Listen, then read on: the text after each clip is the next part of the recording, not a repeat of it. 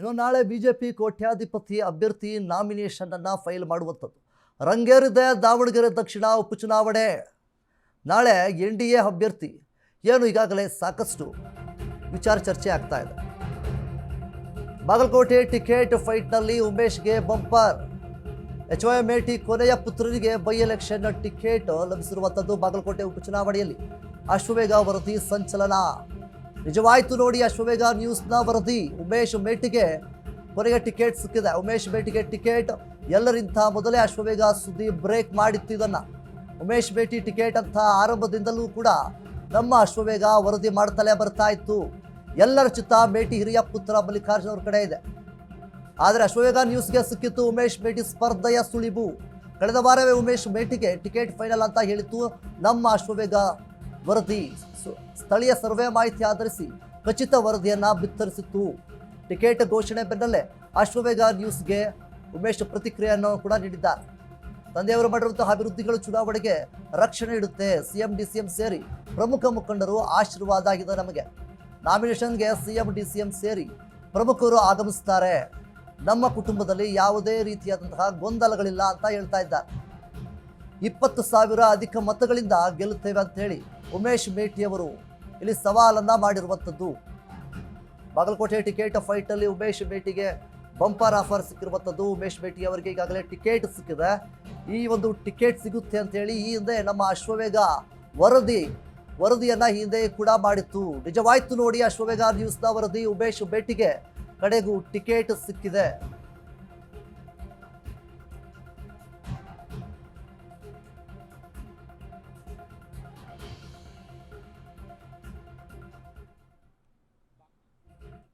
ಕಾಂಗ್ರೆಸ್ ಪಕ್ಷದ ಅಭ್ಯರ್ಥಿಯನ್ನಾಗಿ ಘೋಷಣೆ ಮಾಡಿದ್ದಾರೆ.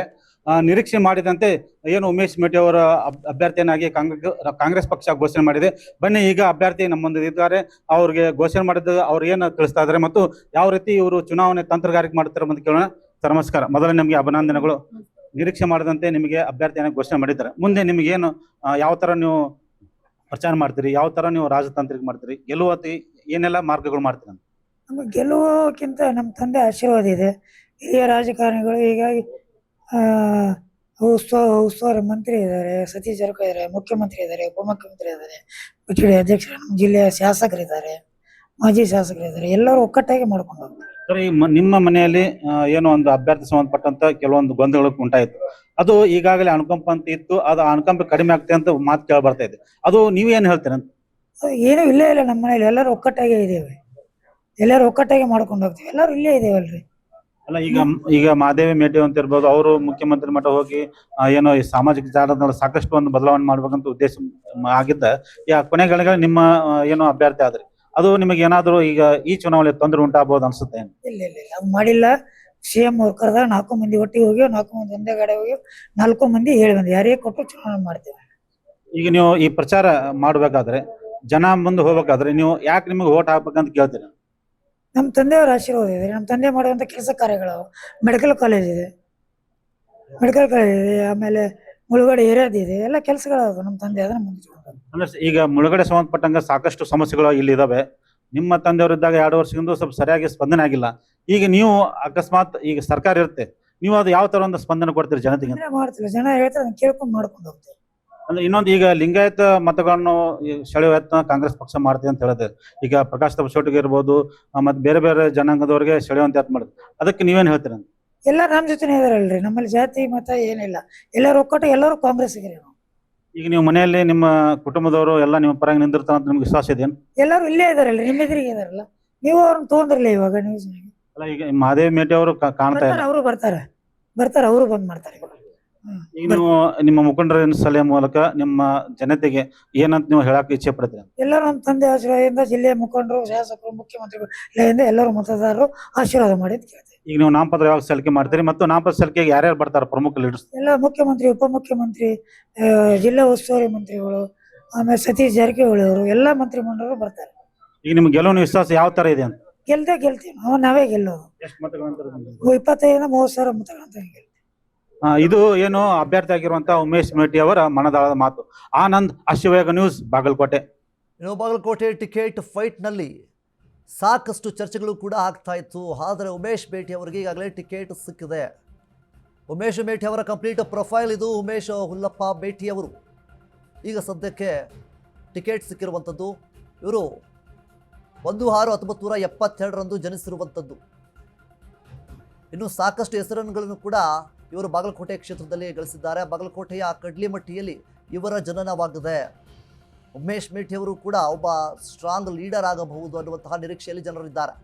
54 ವರ್ಷದವರು, ಸಾಕಷ್ಟು ಜನಸೇವೆಗಳನ್ನು ಮಾಡ್ಕೊಳ್ತಾ ಬಂದಿದ್ದಾರೆ. ಸಾಕಷ್ಟು ಒಂದು ಒಳ್ಳೆಯ ಹೆಸರನ್ನು ಕೂಡ ಆ ಒಂದು ಬಾಗಲಕೋಟೆ ಕ್ಷೇತ್ರದಲ್ಲಿ ಗಳಿಸಿದ್ದಾರೆ. ಇನ್ನು ಇವರ ಶಿಕ್ಷಣವಂತ ನೋಡೋದಾದರೆ ದ್ವಿತೀಯ PUC, ಸೆಕೆಂಡ್ PUCಯನ್ನು ಇವರು ಮಾಡಿದ್ದಾರೆ. ಇನ್ನು ಸಮಾಜ ಸೇವೆಯಲ್ಲೂ ಕೂಡ ಇವರು ತೊಡಗಿಕೊಂಡಿರುವಂಥದ್ದು. ವೃತ್ತಿಯಲ್ಲಿ ಕೃಷಿಕರ ಒಂದು ವೃತ್ತಿಯಲ್ಲಿ ಇವರು ಇರುವಂಥದ್ದು. ಅದರ ಜೊತೆಗೆ ಸಾಕಷ್ಟು ಜ್ಞಾನವುಳ್ಳಂಥವರು. ಉಮೇಶ್ ಮೇಟಿ ಏನು ತಂದೆಯ ಪರ ಪ್ರಚಾರ ಕೂಡ ಸಾಕಷ್ಟು ಬಾರಿ ಮಾಡಿದ್ದಾರೆ. ಜನರ ಜೊತೆ ಉತ್ತಮವಾದಂತಹ ಒಡನಾಟವನ್ನು ಇವರು ಇಟ್ಕೊಂಡಿರುವಂಥದ್ದು. ರಾಜಕೀಯದಲ್ಲಿ ಮುಖ್ಯವಾಗಿ ಒಂದು ಒಡನಾಟ ಏನು ಅದು ಮುಖ್ಯವಾಗುತ್ತೆ. ಆ ಒಂದು ಒಡನಾಟವನ್ನು ಉಮೇಶ್ ಮೇಟಿ ಅವರು ಇಟ್ಕೊಂಡಿದ್ದಾರೆ. ಶಾಸಕ ಆಗಬೇಕು ಎನ್ನುವಂತಹ ಕನಸು ಇವರೆಂದಿಗೂ ಕೂಡ ಕಂಡವರಲ್ಲ. ಆದರೆ ಈಗ ಟಿಕೆಟ್ ಸಿಕ್ಕಿರುವಂಥದ್ದು ಬಹಳ ಖುಷಿಯಾಗುತ್ತೆ. ತಂದೆಯ ಅಕಾಲಿಕ ನಿಧನದಿಂದ ರಾಜಕೀಯಕ್ಕೆ ಎಂಟ್ರಿಯನ್ನು ನೀಡಿರುವಂಥದ್ದು.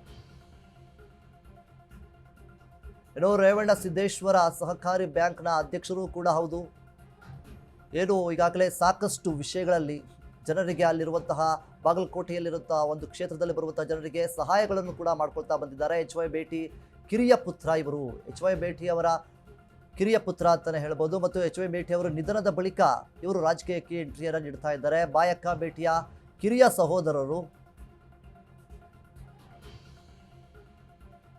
ಇನ್ನು ಮಲ್ಲಿಕಾರ್ಜುನ ಮೇಟಿಯ ಕಿರಿಯ ಸಹೋದರರು ಕೂಡ ಹೌದು.